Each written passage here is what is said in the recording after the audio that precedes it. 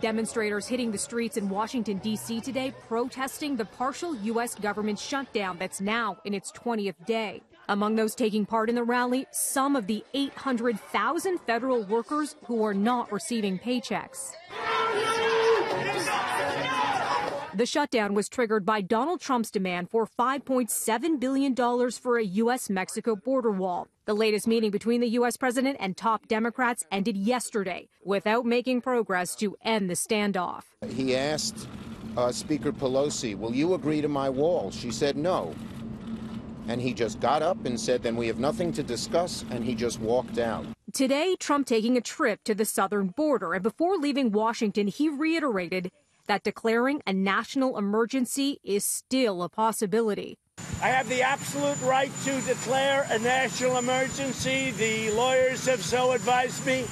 I'm not prepared to do that yet, but if I have to, I will. Such a declaration would redirect money from the Department of Defense for the wall, a move that would likely face swift legal challenges. And remember Trump's repeated promise about who would pay for the wall during his campaign and into his presidency? When I said Mexico will pay for the wall in front of thousands and thousands of people. Now Trump repeating his latest explanation on how the costs would be covered. They are paying for it with the incredible deal we made called the United States, Mexico, and Canada USMCA deal. Obviously, they're not going to write a check.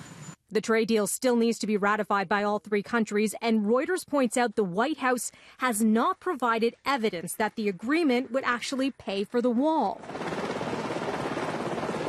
To McAllen, Texas, the site of Trump's border visit where he met with Border Patrol agents and family members of people killed by illegal immigrants.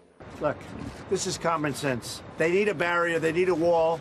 If you don't have it, it's going to be nothing but hard work and grueling problems. The partial U.S. government shutdown, by the way, if it stretches into Saturday, will make it the longest ever in U.S. history.